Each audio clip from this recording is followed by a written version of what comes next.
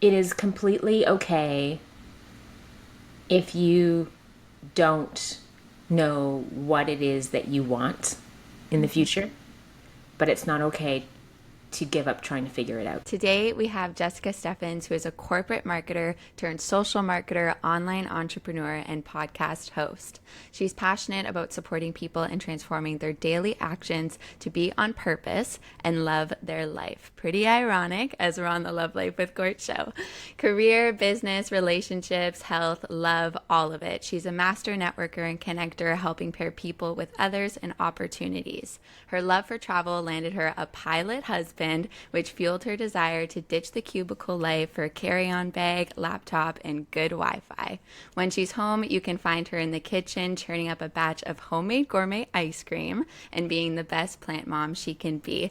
Thank you, Jessica, so much for being on the show today.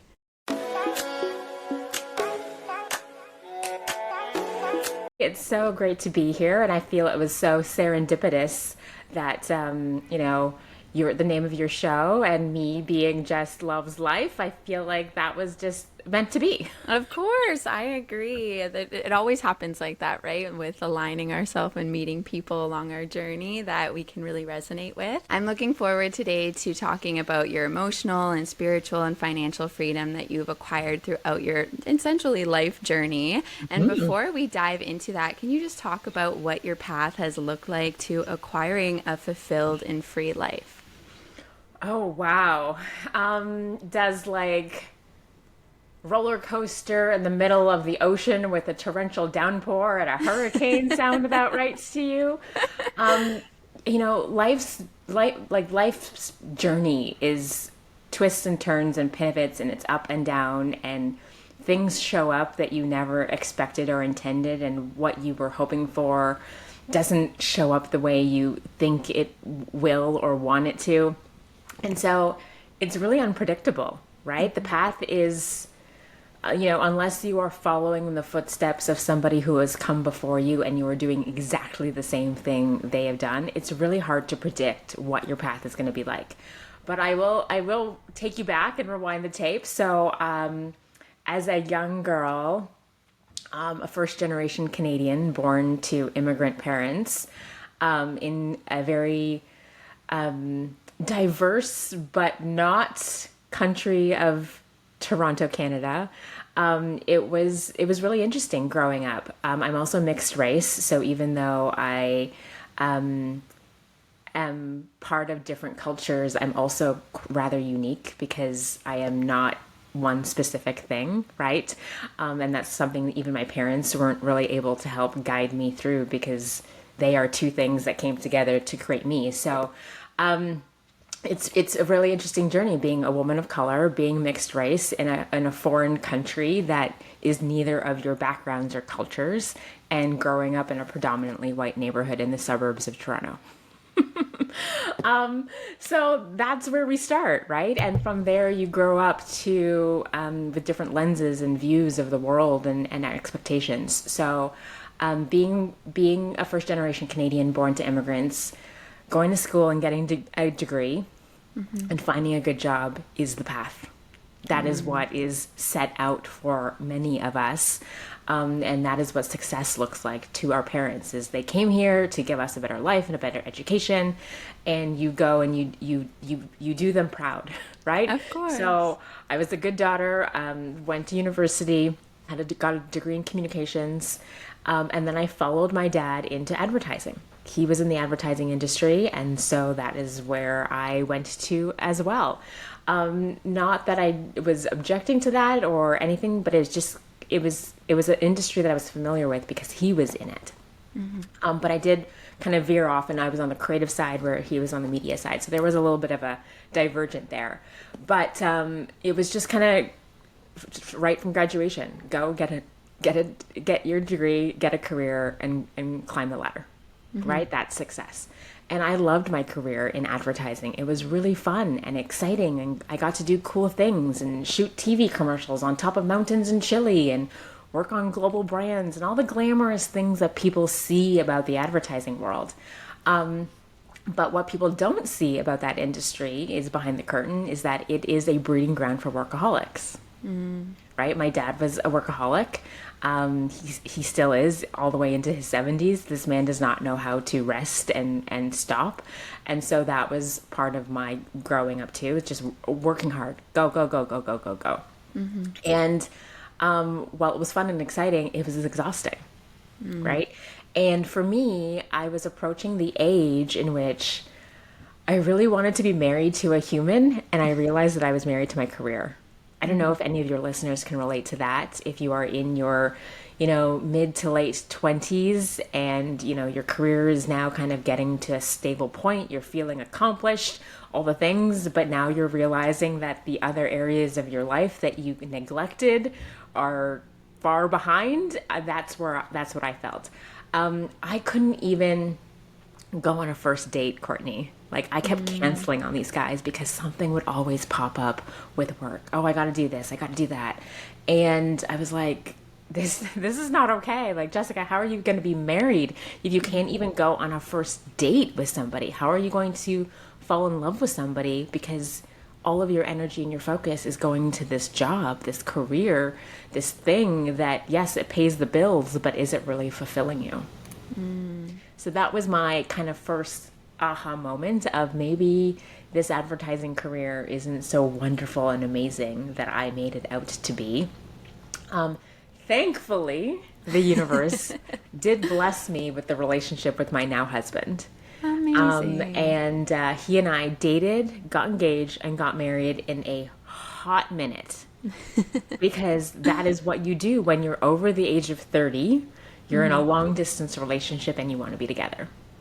And that relationship really was the spotlight down on my life and made me realize that I needed to make some changes, because I don't know if you've ever been in a long distance relationship, but they actually take more time than in-person ones do.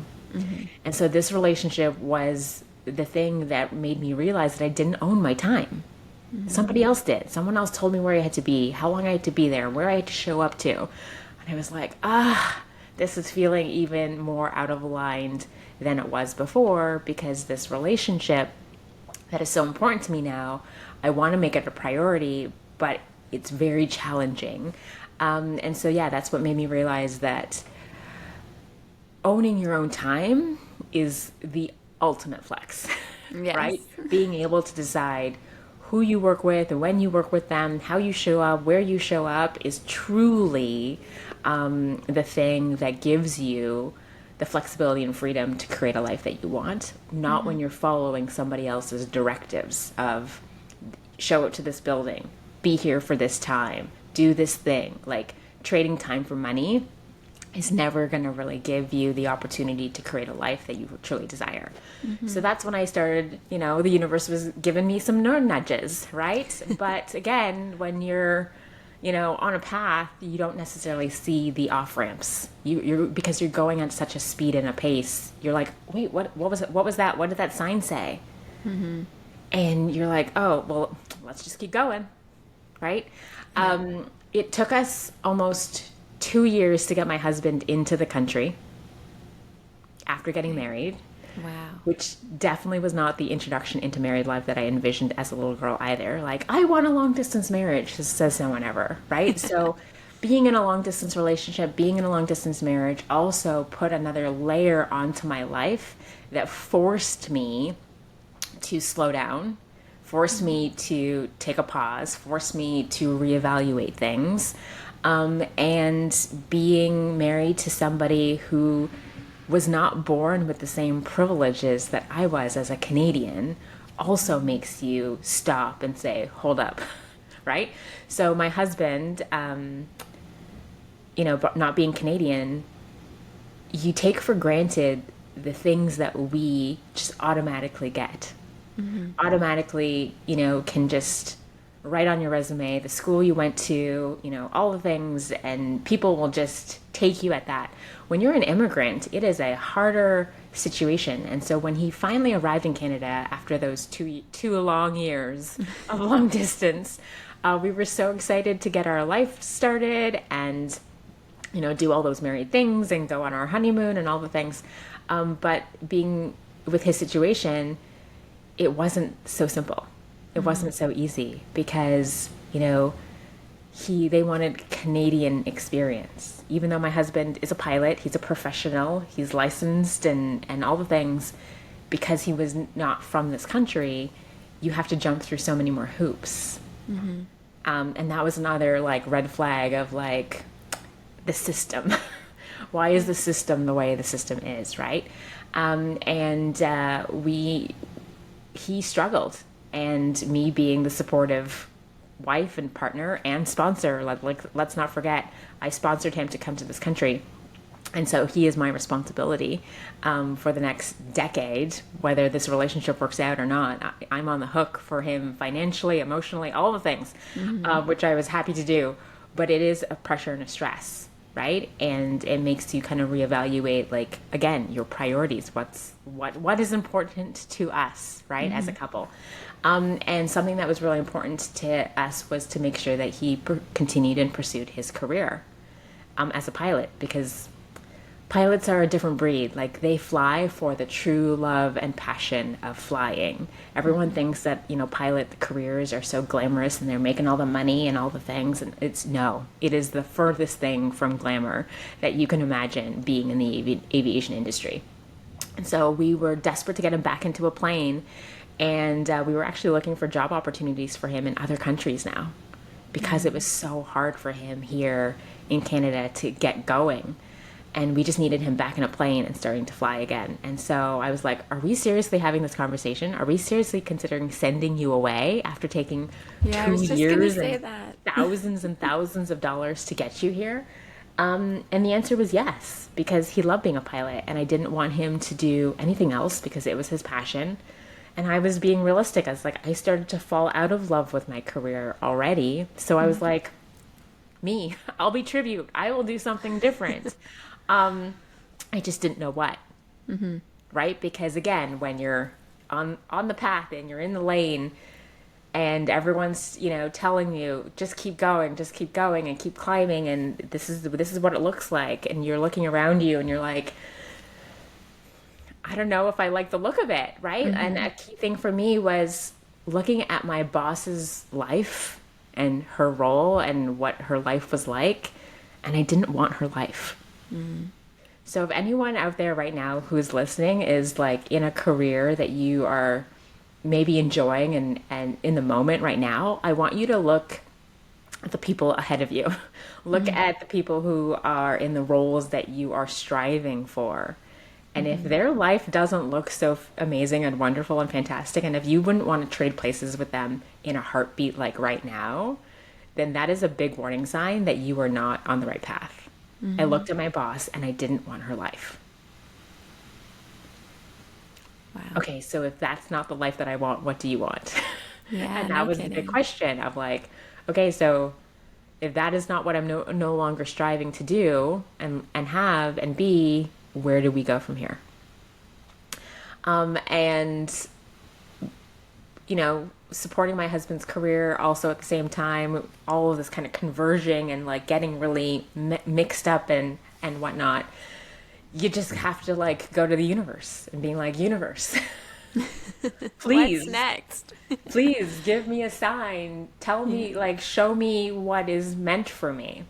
And I'm a firm believer that the universe puts opportunities and people in your path when you need them, and it also takes them away when it's no longer something that serves you. And so, here I was watching my pilot husband pack his suitcase to go interview for a job in another country that was potentially putting us back into a long distance marriage. And I was like, please give me something that will allow me to pick up and follow this man wherever he may go, because I did not get married to get divorced, and I cannot do another season of long distance. I want us to be together.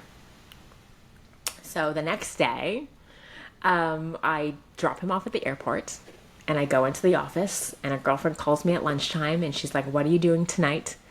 I said, nothing, I'm home alone. The hub's just left.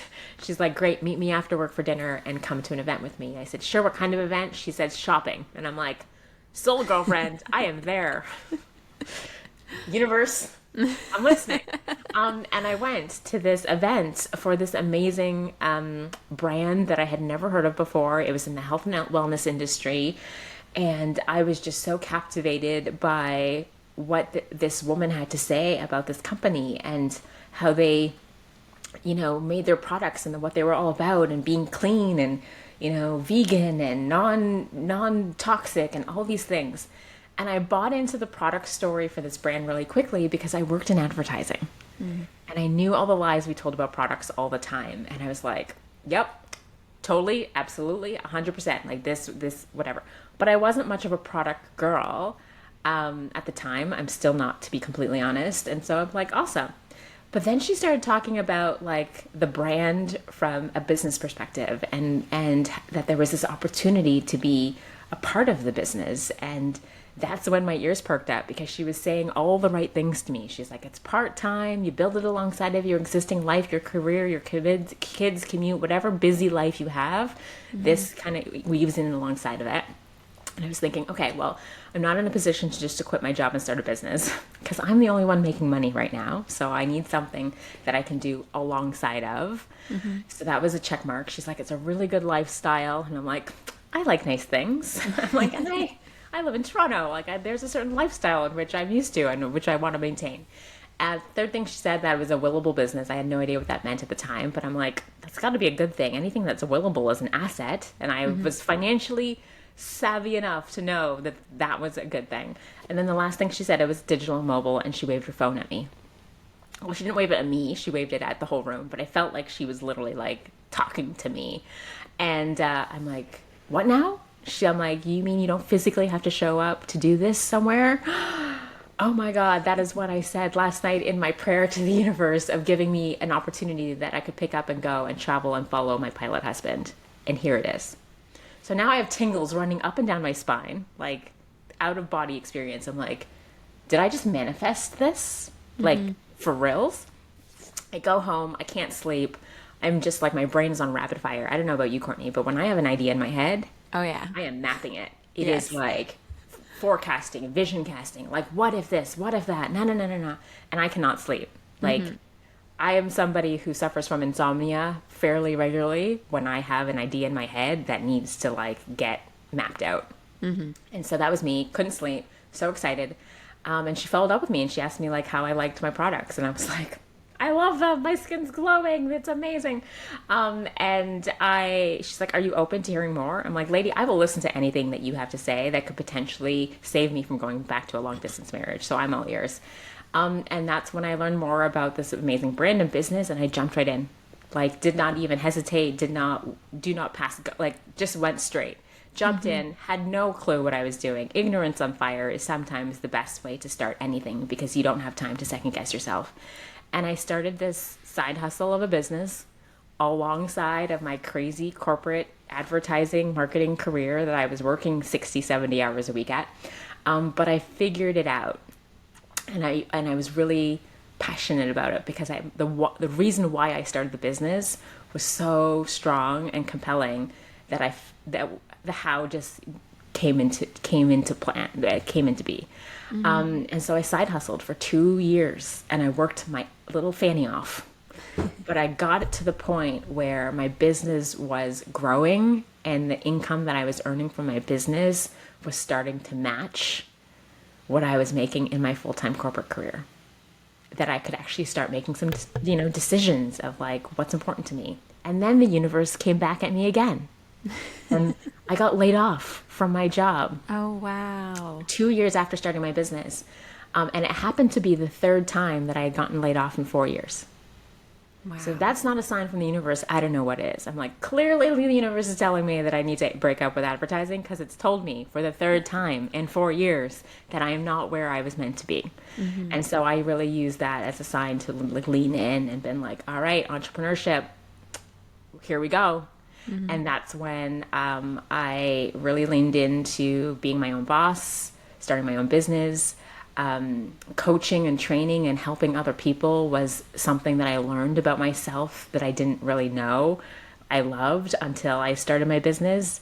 And so I really leaned into that aspect of my skill set too. And I loved all the growth and the things that I was doing. And then, yeah, so that was 7 years ago that I walked away from the quote unquote corporate world and became a full-time entrepreneur, multi-passionate because I do multiple things, so not just one. But that business, that first original business that I started, I used it as my exit strategy out of what I was doing to start being able to do what I wanted to do. So you got to do what you need to do until you can do what you wanted to do. And that was the vehicle that I chose and used. And I used it as my business school boot camp too, to teach me all the things that my corporate career never taught me about business. And it led me to start a coaching practice. It led me to start consulting and freelancing for brands and companies that I actually cared about, that I thought were doing good work in the world, that I wanted to support, women-owned businesses, all that good stuff. And then it led me to also starting my podcast and my show too, a few years ago, because I wanted to share my stories from my life experiences more widely, because that's where all the lessons are, right? So yeah, the twists, the turns, the pivots, the ups and the downs, the storms, all of it, you gotta just kind of keep moving forward, but it will lead you to where you are meant to be and the people you are meant to serve. Wow. What a life of alignment you have had just along your journey. You had challenges, relying a lot on your spiritual journey as well, which is a lot that I talk about on the show, is really taking signs from the universe to understand where you are now and where you want to be. And that sounds like you were really embodying an emotional, a spiritual, just every part of your journey and embracing it. And now you are living a life of such alignment, which is so beautiful. Yeah. And in the moment, I'm going to say it, but it doesn't feel aligned in the moment. Right. It normally feels absolutely terrifying. Yes. Right. And so Of course. there's that resistance that you're like, am I doing the right thing? Am I going the right way? Like, especially when you're veering off of a path that everyone around you is still on, and they're questioning you and they're coming at you and being like, what are you doing? Why are you doing this? Like, you're like, this is crazy. And you have to tune out of all of the outside voices and really listen to your internal voice and been like, I know that this is the right thing for me right now. It may not be forever, but this is my next right step. Of course. And you can't know exactly where you're going to end up. Yes, you have a vision, and you need to have a vision in order to know where you're going. That's a key part of GPS is, right? You got to plug in the end destination so it can map it out for you. So if you don't know where you're going, it's going to be a little challenging. So you do need to have that vision, but you need to also understand there's going to be a lot of road between where you are and where you want to go, and things are going to change. Things are going to pop up. Roads are going to close. New roads are going to open, and the journey is not always going to be perfectly linear or smooth. But you have to remember where you're going and why you're doing it. So you kind of got to take all of that into.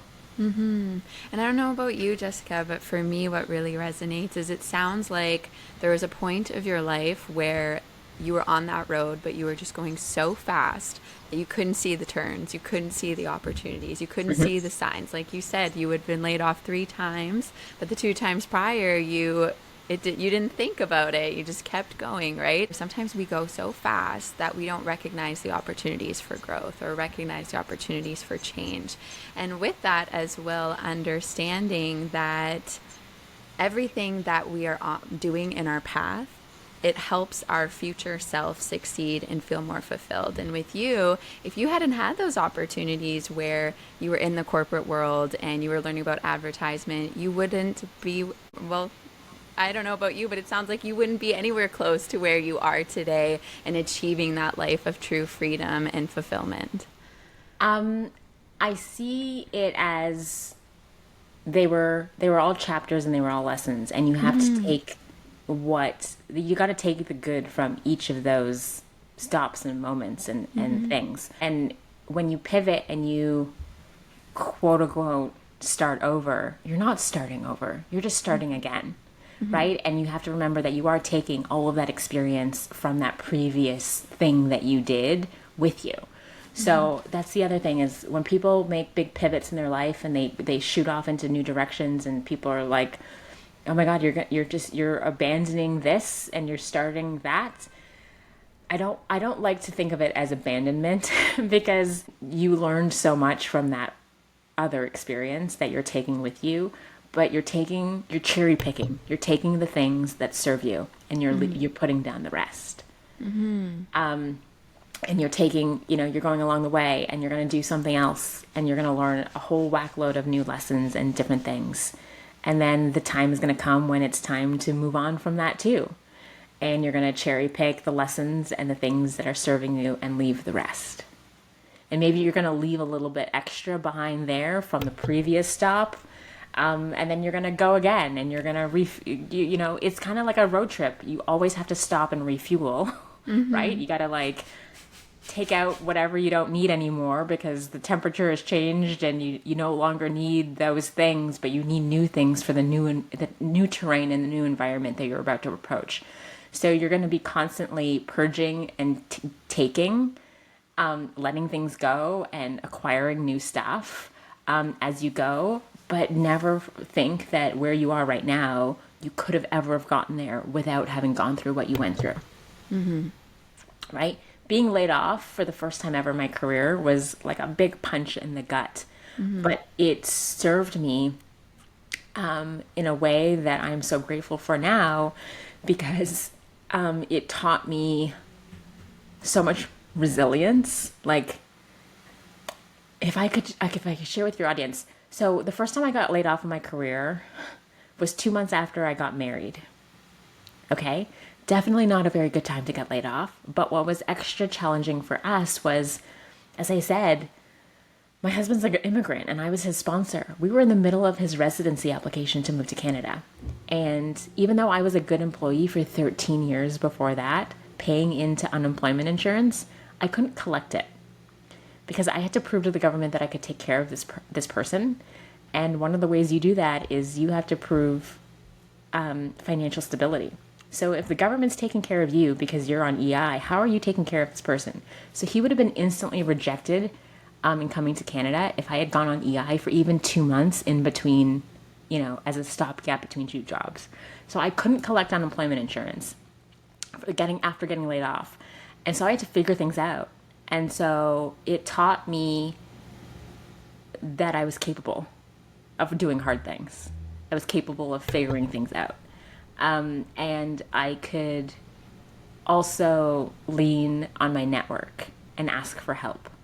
And that's when I started freelancing and consulting. And so the entrepreneurial bug actually got planted way back then for something that I didn't even know that I needed or wanted yet, right? But the idea was like, oh, freelance, consult, you can pay your bills, you can hustle, you can do something outside of the traditional be an employee, get a paycheck world and survive. And so those lessons that I got from that first layoff, I carried forward with me to the next time and then the next time. And then that third time that I got laid off in 4 years, I was like, okay, clearly I am now ready to do this on my own. I do not need an employer. I'm an entrepreneur. I'm gonna hire myself. And I got this. Yeah. And it's Right? all about our mindset too, right? Like you had because of your previous experience, your mindset shifted a lot come the following experience. Yeah. I always tell people life is always better on the other side of a layoff, even if you don't feel it or know it in the moment. And in the moment, it's a punch in the gut. It's awful. It's excruciating. But trust me, it is the universe's way of removing you from a situation in a scenario that was not meant for you. It's a form of protection, right? They always say rejection is a form of protection. I truly believe that when you are no longer, invited to stay at X company, that is them protecting you from something that you don't even know. Your story is so empowering, and I think with a lot of the listeners, you are sharing a lot that even though it may not be similar to their story, it resonates, right? And that's exactly what you're doing through this platform, which is just so amazing. Now, in terms of shifting to where the intentions of the episode, in terms of freedom and kind of, touching on all of the experience you have had, how do you define freedom now, and how has this definition evolved for you? Freedom is agency, right? Everyone, I believe, needs to have agency over their own life. And be able to make choices for themselves based on what they need and want in that moment, or what they need and want to prepare for the future. And when you have agency over life, you get to make decisions. And the thing that helps you make decisions is money in the bank, so that you don't have to stay at that horrible, toxic job.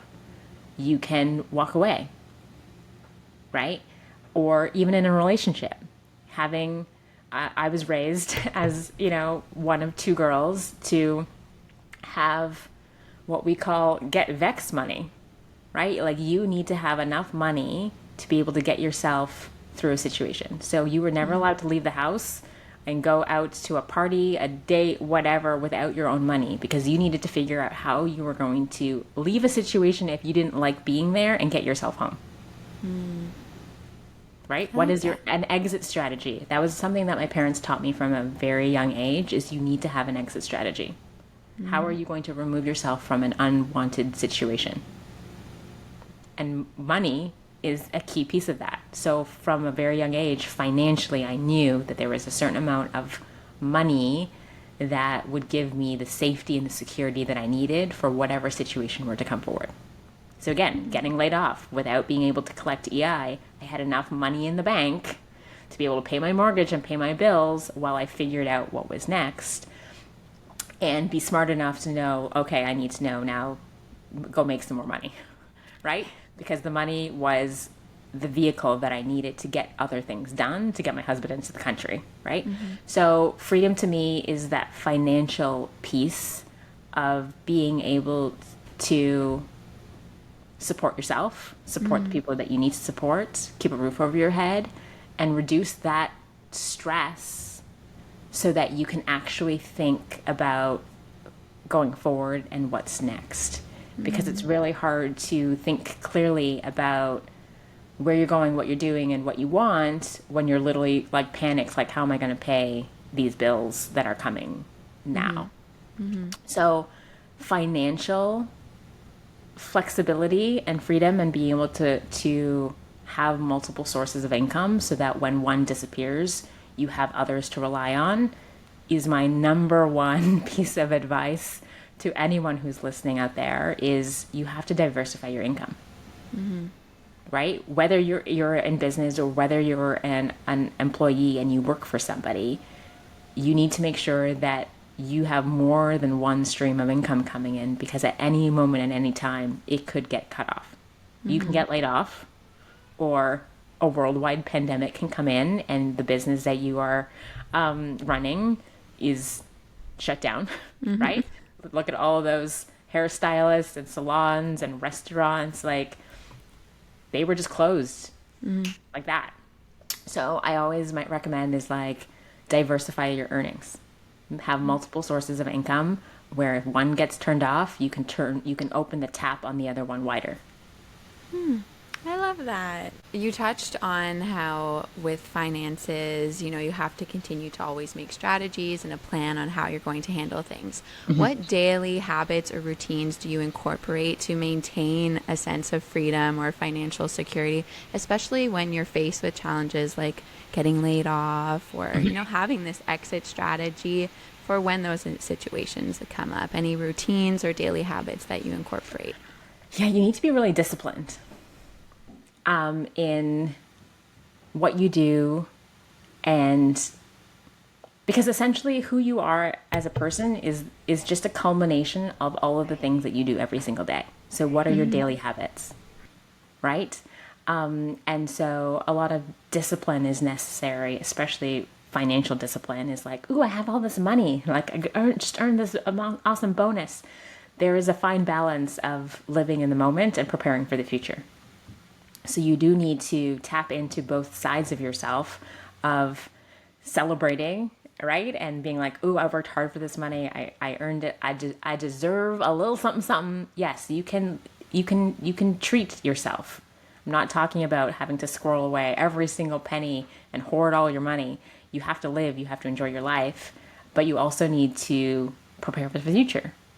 So I always tell people to pay themselves first. And what that means is you pay your future self first. Oh, okay. Pay her so that however long down the line she has that money, and then you get to pay you now. So paying yourself first is a way to force you to, or is a way to for you to save. You're paying yourself, but you're not spending it. You're going to put that, you're pocketing that away for whatever storm is coming for you that you just don't even know yet. And then what's rest is that what you get to live on right now. So instead of, paying, the first thing you do is pay the immediate bills. No, you got to pay your future self first. So it's savings always first, then paying everything else after. Of course. And I think when it comes to paying yourself, I don't know, for me, for a long time, and maybe the listeners, you think first, oh, go treat yourself. Oh, you deserve it. But as you touched on, the best thing you can do for yourself is support your future self and give her the financial support that she'll need when that opportunity comes up, right? What strategies or activities do you engage in during periods of, we touched on this before we got on the show together, but during periods of waiting or downtime to maximize your personal and professional growth, especially during times where you want to set up a good life for not just yourself now, but for your future self?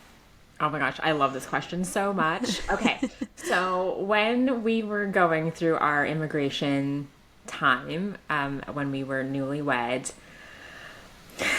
there's so many things that were outside of my control, right? And as an A-type personality like that I am, and I'm just going to assume that you are too, Yes. we like to be in control, Oh, yes. right? And when we're not, the anxiety and the frustration and the the angst just like comes full forward. So a practice that I set up for myself then that has served me very well over the last 12 years is actively waiting. Okay, so How can you do that? everyone is like, oh, just be patient and you have to patiently wait and whatever. And yes, there are some things in which patience is necessary. But in order for you to be able to tap into that energy of being patient, I tap into the energy of actively waiting. And so what does that mean? So that means focus on the things that you can control. Okay. Okay? While other things fall into place that are outside of your control. I had no control over the government, in which when they decided they wanted to look at my husband's file and do all the, review the phone book thick file that we submitted about our life and all the things and whatever. I had no control when somebody was going to look at that. But what I could control is the things that I needed to put into place so that once that thing happened, I was ready to go. Awesome. So what could I put my energy and focus towards to get us ahead when the starting blocks, when the gun went off, when we could run? So this is like training, essentially. And as you're waiting for the big race day, you're practicing, you're doing all of the things in preparation for. So actively waiting to me means, if let's do a job scenario. If you are looking for a job right now, as so many people are, and you are applying and applying and applying, but you're waiting to hear back, something that you can do as you are actively waiting for your next role is to go and upskill. Go focus on something that would probably help you in a future job. Right? Put your energy towards a skill, learning something, doing something that is going to serve you. That's what I refer to as actively waiting. So, during one of my layoffs in the past, I went to, Seneca College and took a course on Google Analytics. Wasn't anything fun and sexy, but I know I'm like, ooh, I'm going to need this in the future. Let me go and do this now while I wait for my next opportunities to come through and come forward. So actively waiting is focusing on the things that are within your control. Actively waiting is helping you get better at something or preparing for something for when the timing aligns and you actually get to do the thing that you want to do, or so and so, you get the yes, you get the whatever. You're like, okay, it's go time. So you can actually like leap forward and leap ahead and accelerate, so that concept of feeling, oh, I'm behind because this took so long to happen, goes away. Because you've just warp sped yourself forward to where, had you gotten what you wanted on the timeline and you thought you wanted to get it, this is where I would be if it had started then, but it didn't start till here, but I'm going to warp speed myself forward. And it sounds too like a big piece of that you've implemented is essentially law of attraction as well, that you are expecting this outcome, and until that outcome comes, you are going to continue to align yourself with what she would be doing when that comes, or what you're going to do when that comes into fruition, which is a very subconscious action that you are doing that sets you up for success in the long run. Yeah. And so, I labeled it actively waiting because patiently waiting was just becoming frustrating, especially when there's so many things outside of your control and you have, and the wait is long. As I said, it took us almost 2 years to get my husband into the country. 2 years of patiently waiting. You get a little less patient during like, and every month, and you're like, okay, like there's no more patient in the bank. The bank is done. So what can you do to restock that bank of patience is actively going and doing things. And I just put out an episode too on Monday, I think it was, that was all about self-doubt and what to do when self-doubt comes. And I would say that during these times that you're touching on, if we patiently wait or just trying to be patient, what happens is a lot of doubt can come up. You're thinking about, worst case scenario. And what I shared with the listeners is that action is the best thing you can do when these times come up. Is take action, figure out what you can do, which significantly aligns with what you're touching on with that active waiting, which is just awesome. Yeah. So yeah, that is my favorite practice is doing, not just doing for the sake of doing, but doing something that is strategically aligned with the future version of you. Of course. I would love to dive in now to, you had shared a metaphor with me, or an analogy about the dragonfly, and I see that you have it on for the listeners who are tuning in only auditorily. She has a beautiful dragonfly on her. Can you share what this metaphor means to you of the dragonfly? Absolutely. So I have loved dragonflies from forever. I don't even know when my first real love affair began, but I've always been very attracted to them. They've also been attracted to me in my life. And I found this specific dragonfly pendant that I'm wearing while traveling in Spain in my 20s. And it was in this beautiful little jewelry store in Valencia. And I always purchase something when I'm traveling from a country that's not, touristy, but it's either a piece of jewelry or it's a piece of clothing that I will be able to wear and remember the experience by. So that's where I got this one, and it's my most complimented piece of jewelry, probably because I wear it 99% of the time, so it's what gets seen, so that's why it gets complimented. So here's my dragonfly story. So when people think about transformation, they normally think about butterflies. Right? Like that's kind of like the go-to transformation symbol, which is amazing. No shade to the butterflies out there. They're all beautiful. But here's the thing with butterflies. They start out as a caterpillar, right? We all know that. And then they go and they cocoon themselves away from the world, and they do all of their messy change in privacy. Okay? And then once they're done with all of their change, they reemerge as this beautiful butterfly, which is wonderful and amazing. And us humans, if we have that opportunity to fly away and to Bali and go eat, pray, love on a mountain and fix all of our shit, awesome. But that is not available to many of us, the masses, right? So dragonflies are much more aligned with our human experience. Okay, so dragonflies start out as nymphs in the water and they swim. And they have something called partial metamorphosis, meaning they start to change in their environment, but not so much that they can no longer survive in their environment, which is the water. So they change a little bit each day, but they can still do their thing where they are. And then they change a little bit more, and they change a little bit more, and they change and change and change and change and change and change and change until one day they've changed so much that they now flop themselves on the side of the shore, crack open their wings, and fly like a dragonfly. Oh. And so that, to me personally, is much more what we humans need to be able to do. Can you transform and change your life while still swimming through the muck of your life, is what I refer to it as, the pond, right? Like the muck of your life, the stress, the commute, the kids, the toxic job, the fight with your friend. Like, can you still improve yourself while you're still living in your environment? Because if you can, then that's lasting change. That's lasting transformation, because you're doing it in an environment which is not conducive to being happy and joyful and wonderful and peaceful, right?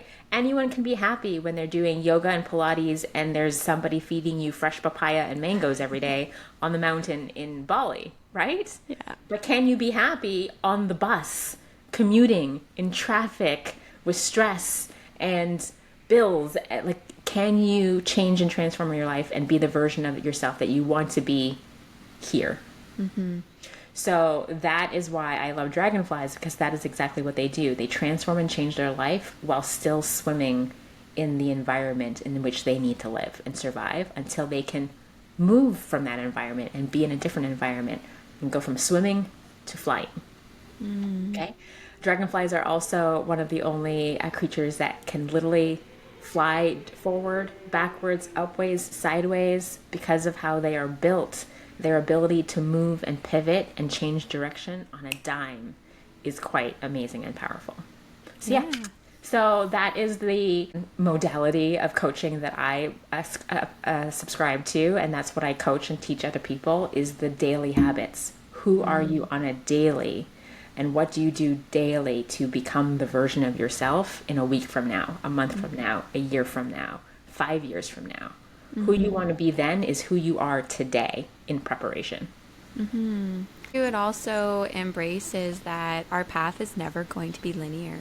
And, you know, with this butterfly, a butterfly is always beautiful, right? I mean, I have a tattoo of a butterfly on me, and it's more resonates with no one against anybody that loves butterflies, but you're right, where a butterfly, they're always beautiful, right? They morph into this beautiful insect that everyone loves, and oh, it's a butterfly. But with the dragonfly, like, it can go anywhere, you're saying, but also it's just a very beautiful way of looking at our life, that we don't have to show up as this beautiful butterfly every single day. It's okay to go take a few steps back sometimes.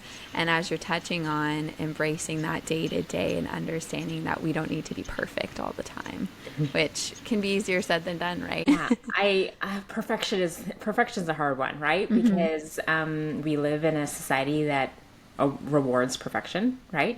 And what I love to tell people is, your perfectionism is teaching you something. So it's not a bad thing to want excellence and to strive for, higher things. It's a motivator. It gives us all purpose. But the thing is when your perfectionism is adaptive, meaning it's pushing you forward in a positive way, that's a good thing. But when it's maladaptive and it's holding you back and preventing you from doing the thing at all because it's not perfect, that's when you have to time out. So we all have perfectionism tendencies, which is fine. They're the things that actually help us move forward with life. But we have to be mindful of that adaptive versus maladaptive situations in our life. And a way to kind of circumvent it is strive for excellence versus perfection. Right? Be excellent at what you do. But you don't have to be perfect.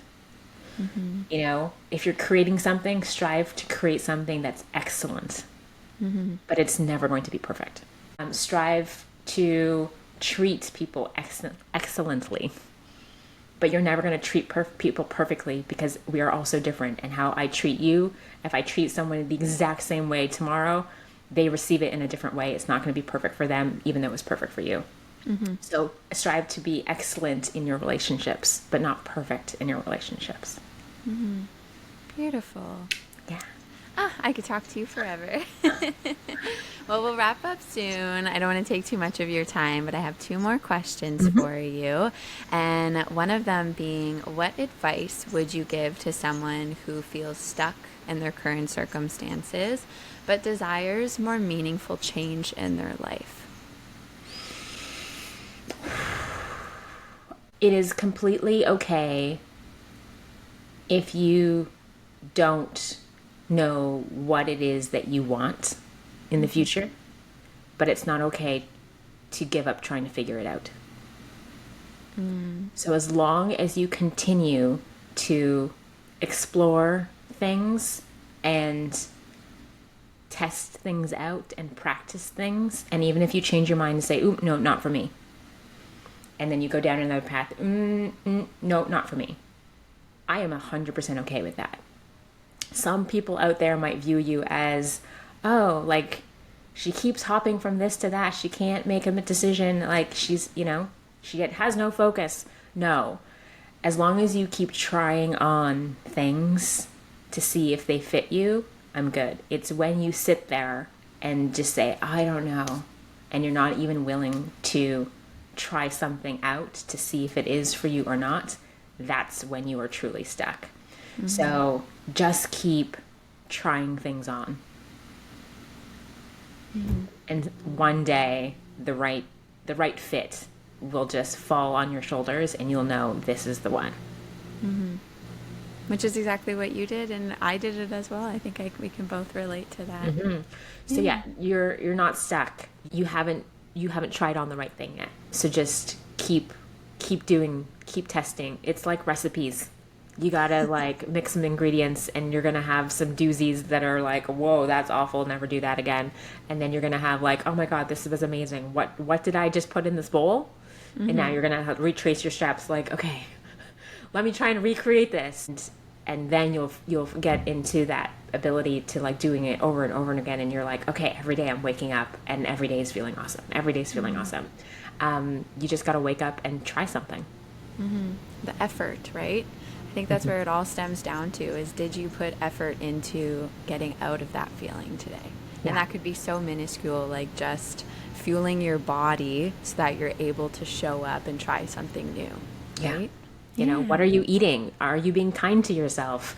You know, are you filling yourself with, you know, toxic things like alcohol that's numbing away your ability to think clearly? Or are you drinking green juice and giving your brain CoQ10 so it's firing on all cylinders, and you can be showing up as your best creative self? So yeah, how you treat yourself every day is really, really important too. Of course. And tying in with that, today's last question, what have you done today to show love to yourself? What have I done today? Well, I have a pretty sweet morning routine. So even though you and I started recording rather early today, I still got it in. I get up, I drink lemon water as my first beverage of the day. Okay. And I journal, and I write what I'm grateful for, and then I move my body in like a stretch routine to just wake up all of my muscles and my cells so that I can show up as the best version of myself for whatever the day is, you know, whatever life is going to bring to my door that day. I know that I'll be able to tackle it because I've done these few things in the morning to set myself up for success. Beautiful. Thank you so much for sharing that.